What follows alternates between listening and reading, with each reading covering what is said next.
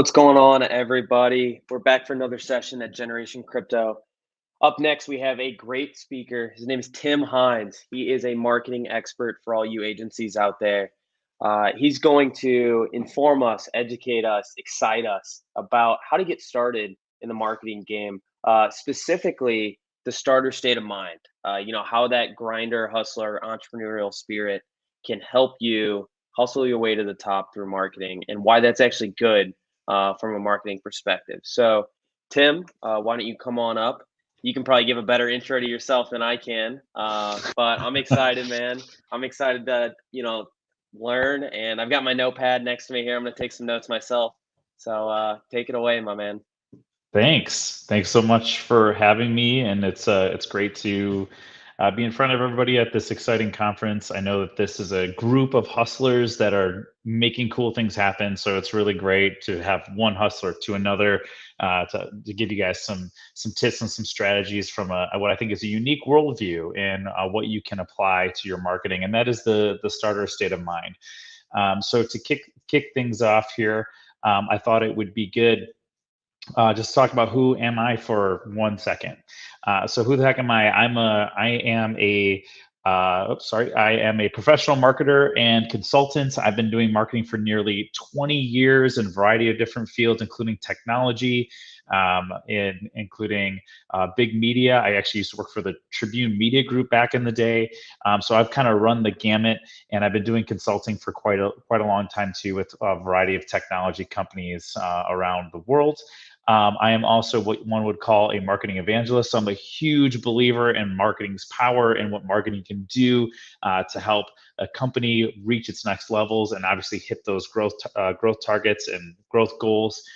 So I will plug marketing wherever possible. So I'm always happy to be part of things like this, where I can talk about how marketing is just such a powerful piece of business. I'm also an author, speaker, and podcaster. So obviously, I'm speaking here. My book, The Marketing Starter, will be coming out toward the end of this year, so you guys should look for that. And also, right now, I have a podcast called The Marketing Starter, which you guys can check out. I host marketing leaders, other marketing evangelists, other marketers that have this entrepreneurial worldview. And I've been doing that since earlier this year, so you guys can check that out on all your favorite platforms. And then lastly, I'm a startup founder. I know a lot of you guys here are entrepreneurs or are part of smaller startups, or even part of companies that are just doing really cool things where you're really in touch with like kind of that founder spirit. So I've launched advertising agencies. I've launched mobile applications. This one called Curb Ninja you can see here, and I've also launched training schools that help entrepreneurs better to convey their ideas and pitch. So I've done quite a bit, and I'm really happy and excited to share what my worldview and what I've been working on and how that can kind of help you guys. Now, as far as who I've worked for, that may be some of the brands that you might have heard of. I've worked for Ticketmaster. I've done work with Dialpad, Rockbot, Tribune Media, and Audience View, just to name a few in the time that I've been doing marketing. So been around the block a couple of times, and I'm really excited to share what this starter mindset is all about.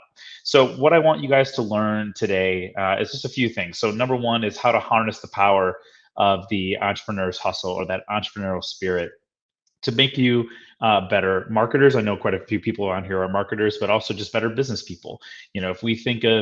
If we start to treat what we do in our business function, whether we're running our own business or we're part of a greater organization, if we start to think of what we do as entrepreneurs and really treat that business as our own, we'll see dramatic increase in success. I want you guys to find new ways to overcome marketing challenges. And so there's, a litany of challenges from every single angle, and they only seem to be getting more and more complicated. So, I want you guys to find new ways of overcoming them in this presentation. You can also absorb tips on building marketing programs from scratch, and really that's what that entrepreneurial hustle is all about, right? Entrepreneurs build their businesses from scratch. They have an idea and they go and they execute, and that's exactly what you can do on the marketing front as well, to kind of take charge and see these things grow to fruition and just become amazing growth programs.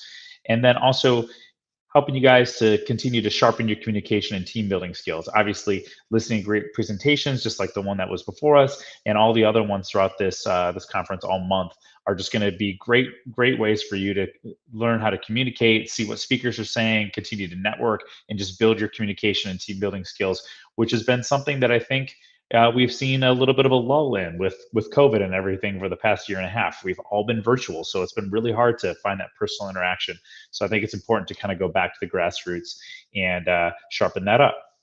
And lastly, I hope that I give you guys a little bit of incentive and excitement on how you can actually get started doing what you do and doing it well in marketing. So, what is a marketing starter? So, I define it as a marketer who applies an entrepreneurial mindset to all that they do in marketing. And high level, again, it's like thinking like a startup founder, thinking like an entrepreneur. But the way I see it is it's one part marketer, one part scientist, and one part entrepreneur together. And I'll kind of explain what those things are in a little bit. But it's all about pulling those together for that perfect little worldview that makes someone a marketing starter at the end of the day.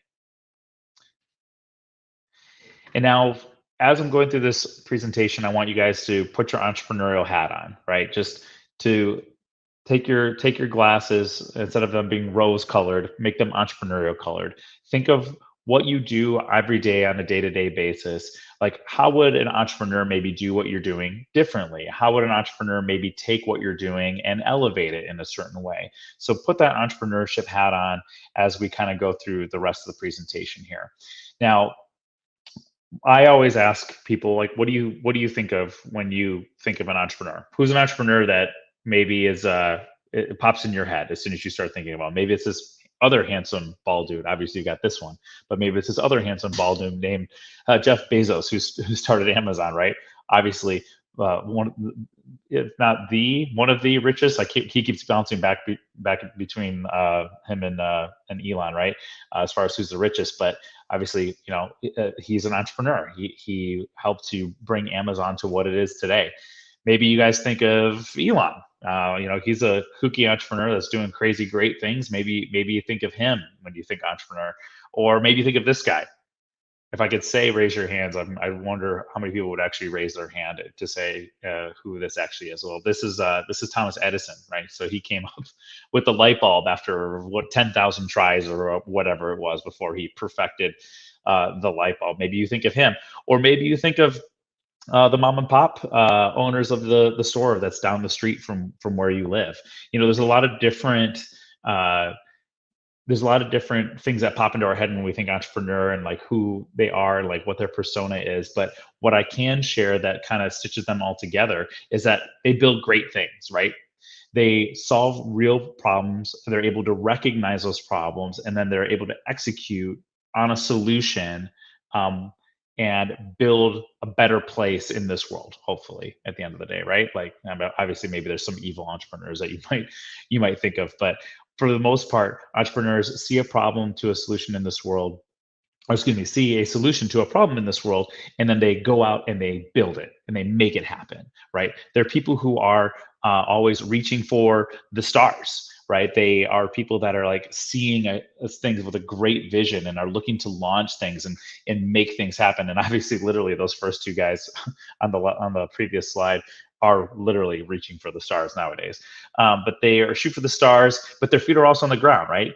They're usually people who have the starry-eyed, head in the clouds type of mindset, but have some sort of great story and great vision and great pathway that has led them from either humble beginnings of starting things in a garage, just like HP or Apple, and have grown into these massive companies over time, or stayed small companies, but they've stayed true to their original roots and recognize that, hey, I came from something, and that's what has led me to where I'm at today. So again, head in the clouds. But one of the things that I think it sets them apart, and what really is some of the signs of what is a starter mindset, is number one is they take action, they do something, right? We've all seen this meme used in different ways, like, come on, do something, like poking the stick. Often I see this at my favorite sports team that just can't seem to get anything going. But you know this one here specifically is like me poking me. Entrepreneurs take action, they do something, they're self-motivated. I think that's one of the biggest separators between like a starter and a non-starter is they start. They actually say, okay, I see this could be a great idea to fix this problem, but I'm just going to sit on the sidelines and wait for someone else to come up with it. Or God, I wish someone would take care of this problem. I say, well, they take the steps to actually make that happen. So they take action. Another great one is just being insecure, right?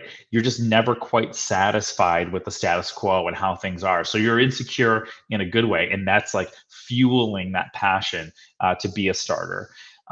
Next is being resourceful and obsessing over cash flow. I mean, sometimes we look at entrepreneurs like, oh, all they care about is making money. It's like, well, yeah, but that cash flow then translates into business growth, translates into jobs, translates into making the business better over time. So being as resourceful as possible and just really obsessing over growth and making things happen.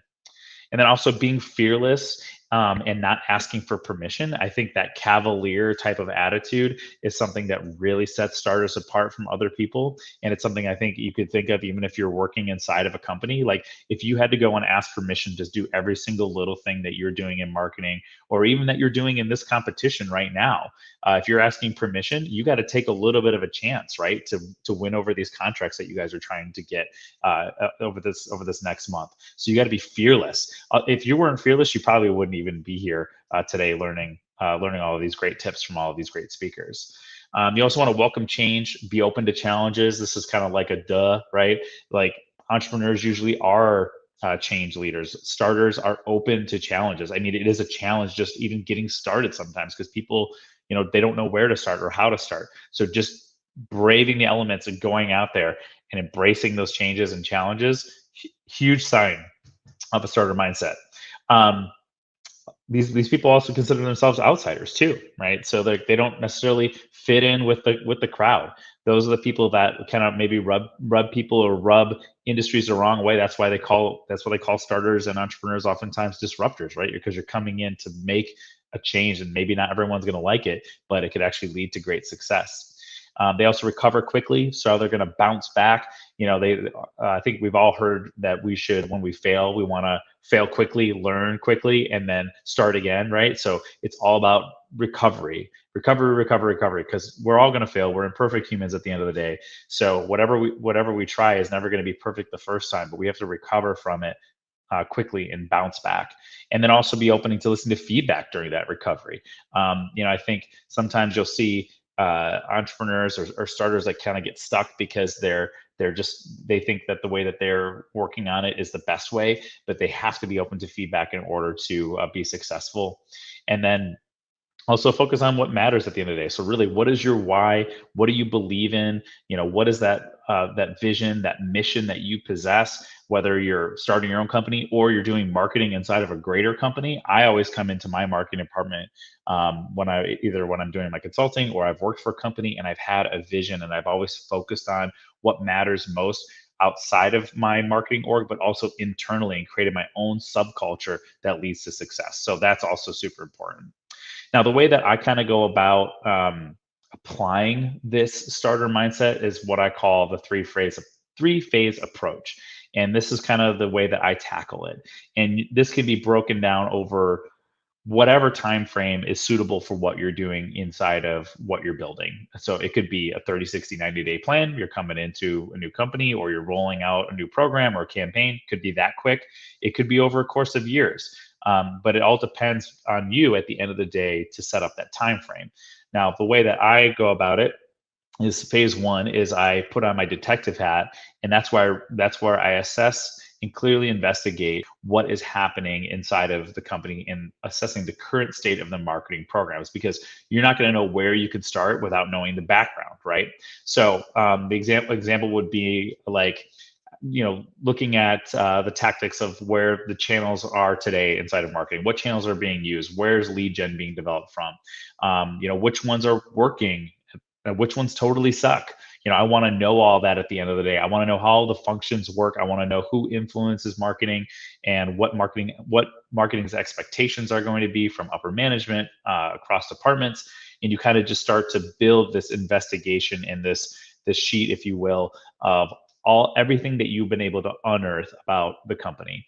I kind of akin it to looking into the proverbial marketing closet. For those of you that uh, are marketers and have worked in an office before, there's always a marketing closet that's full of stickers and T-shirts and swag and all this stuff. And I've gone into companies and I've opened up that closet and just been like shocked at like how disorganized and all over the place it is. But I want to know everything that's in there. I want to take inventory to know what's in there, because I'm not going to order more T-shirts for customers at an upcoming conference if I know that there's a whole box that is already there that I can use. Why waste the money if I don't have it? So knowing what's in the marketing closet is important.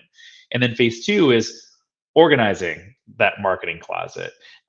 It might be a huge mess. So I need to go in there and actually put things together, set up the labels, put the systems together and how it's all accessed. I want to make sure I have all the proper resources at my disposal. This could go into even a little bit into martech. Like you're coming into a marketing org and you're like, hey, what do you guys use to manage your tasks? And they're like, oh, we just write it all down on a piece of paper today. And you're like, oh boy, well, maybe we should get everything on Asana or something so we can collaborate on project management and things like that. So I want to get organized and then also start building out all of those pieces so we can then build the programs on top of it. And so organizing and building is a very important second phase to that. And then finally is implementing and then scaling the program. So maybe there from phase one, maybe there's some programs, some marketing campaigns and stuff that were already working really well. Awesome. Let's keep those going. Maybe there were some ones that were terrible. All right, let's shut those down. So let's implement our plan and then test things, and then ultimately we want to scale what has been working over time. So the third phase is really the long tail phase. And what I see at the end of the day is it really starts with a few key things. And number one, that is learning the business. So that is really intentfully, thoughtfully taking the time to understand what business you're actually in. Some people will say like, "Oh, I'm in the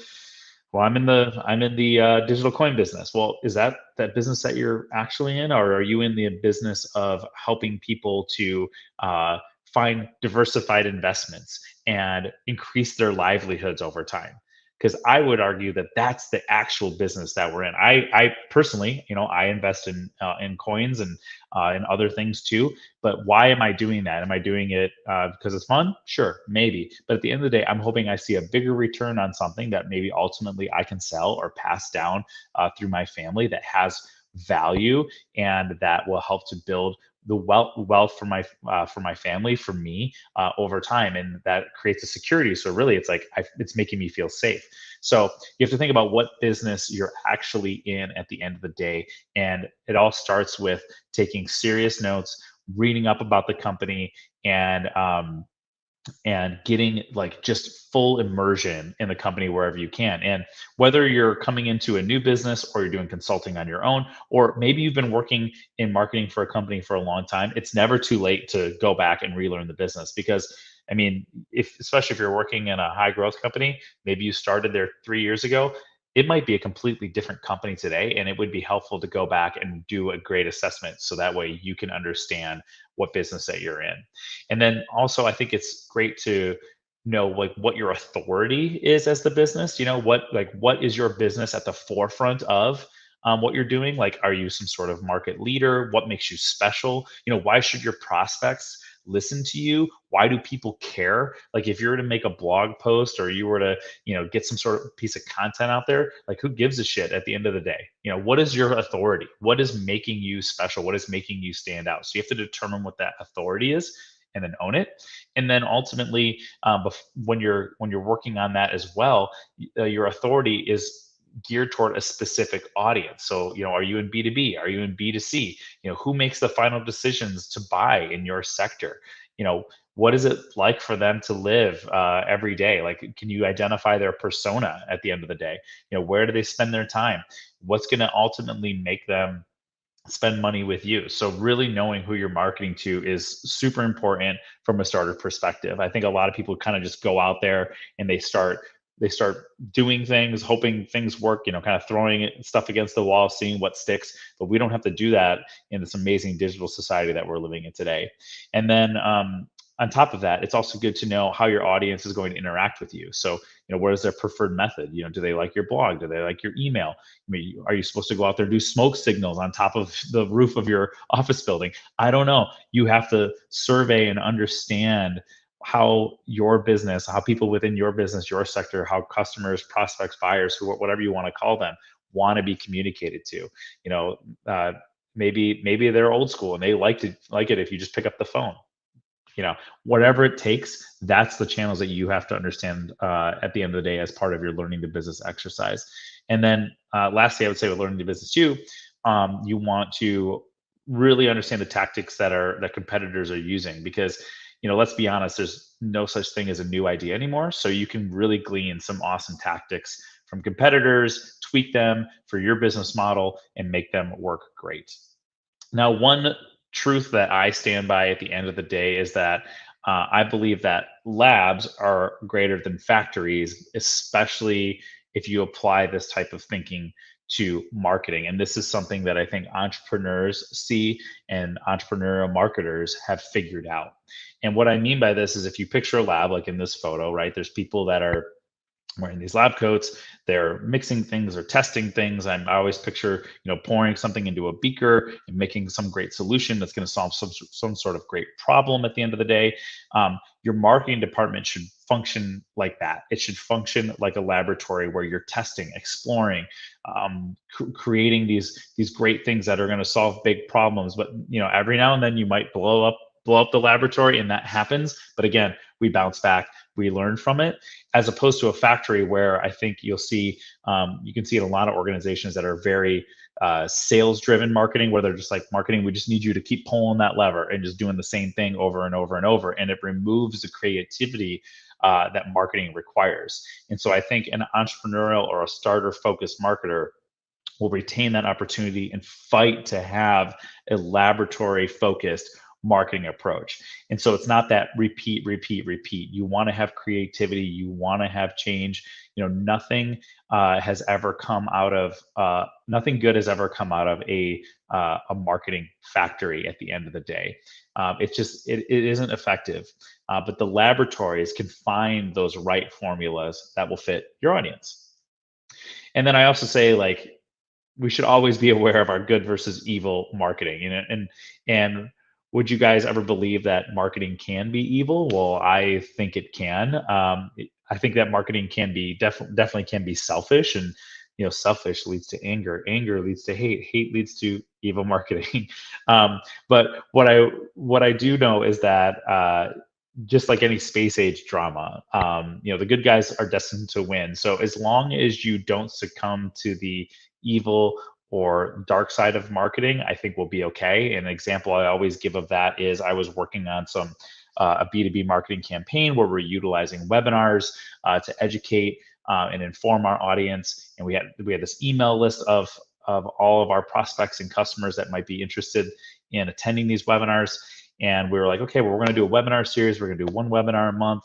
We're going to talk about these great things. We're going to invite them, obviously, via email, and get them to come to our event.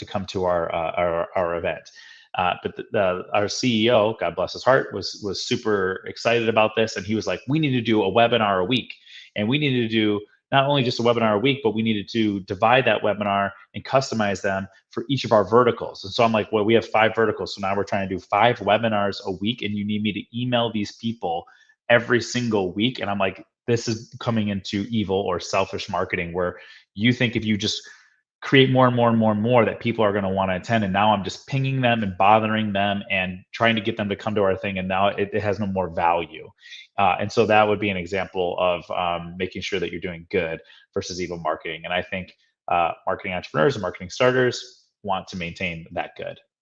And so the big question at the end of the day is, how would a starter do it? I've given you some great examples, and I've shared a few anecdotes, but the first thing is, they're always going to focus on the big problem, right? It's that visionary problem. What is that visionary problem that you should be looking at in marketing? That problem has real potential the solutions should have real potential for solving that problem. And what are customers concerned about?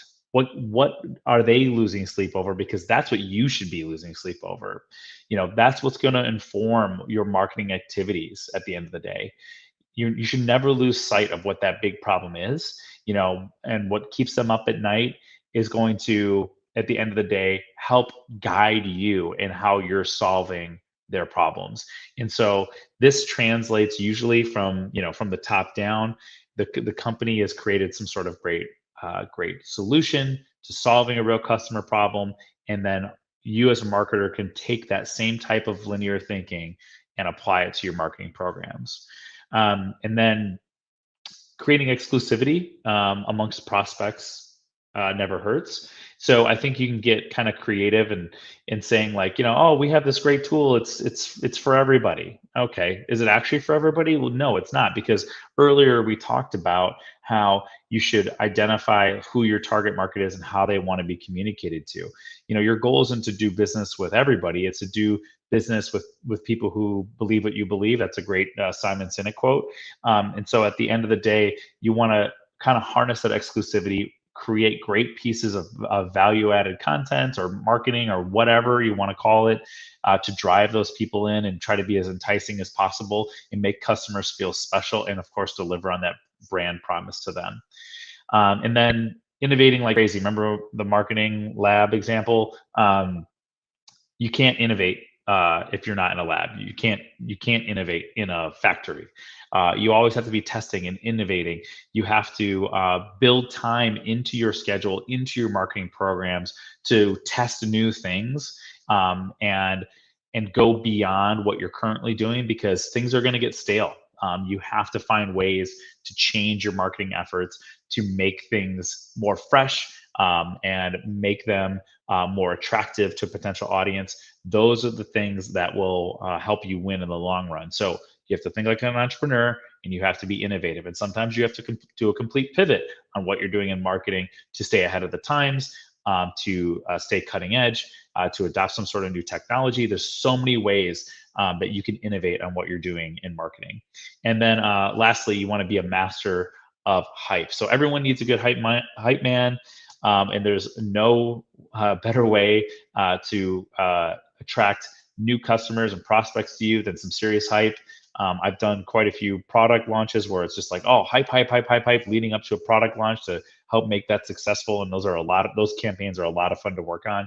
And so since you spent so much time learning and understanding the needs of your audience and understanding the business, now we can find new ways of being a marketing hype man internally and within our company. And so lastly, what can we do? Number one, I can't stress more than you need to own your business. And when I say own your business, I mean what you are doing in marketing internally. You have to treat what that is like it was your own business, from the innovation to the budgeting to the people that you hire. Pretend like you own that company. You own a marketing agency within your greater company. So if you think that way, that is the first step to start thinking like a marketing starter. And then you have to be comfortable with the uncomfortable, right? Like something should always kind of rub you the wrong way about what's happening, because when you're uncomfortable, that's when you innovate. That's when you make changes. When we get fat and happy, then we just sit there and stagnate and nothing new ever comes out of it. And then you want to set yourself up for success wherever possible. I think marketers oftentimes are bad advocates for themselves. So you really need to start advocating for yourself, start promoting your team, start sharing in those wins that are coming down from the company, because you're part of them. And you need to set yourself up for success. I couldn't tell you how many times I've been part of companies where they've seen marketing as kind of like just the tool that can go away whenever the company is not doing well. I've been laid off 5 times in my career because the company didn't see marketing as a necessity. And so I've always continued to find ways to set myself up for success, so that way that doesn't happen. And then lastly, you should always remember that fortune favors the bold. So you need to be bold, you need to stand out, you need to make cool things happen, and you will be fortunate. And that's how you can apply a starter mindset to what you do. So with that, I'd say thank you guys so much for the time. You can find me on Twitter at tnhines, tnhines.com, and check out for my book that's coming out later this year. With that, I'll open up for any questions. Wow. Thank you so much, Tim. That was fantastic, dude. I really appreciate that. I love those points you made at the end about just like one being bold. I feel like we all fall into like a comfortable habit all the time, and just like always remembering that like, hey, like being bold, being uncomfortable, being risky, sure, it might not pay off sometimes, but the expected value is it'll pay off greater than just being content, right? Exactly. So I think that was awesome. Thank you so much for all those educational points as well. We are forever grateful for your time here. And yeah, dude, I'm excited. I just followed you. I'm excited to follow along in your journey. And thanks for coming to speak today at Generation Crypto. Thanks, guys. Appreciate it. Well, that's it for the speakers today, guys. But we do have an awesome sponsor coming up here at, let's see, at 11 a.m. Pacific time. So it'll be in a little over a half hour or so. Um, I'm excited. It's for Creaton. They're the Patreon on the blockchain. So it's super cool, super exciting. They're sponsored for this year's Generation Crypto event. Make sure you guys tune in, hear about what they're up to, what they're trying to change, why the blockchain is uniquely enabled to disrupt Patreon and Substack and those guys. I'll see you guys all there. Thanks for following along this morning. I'll see you guys later.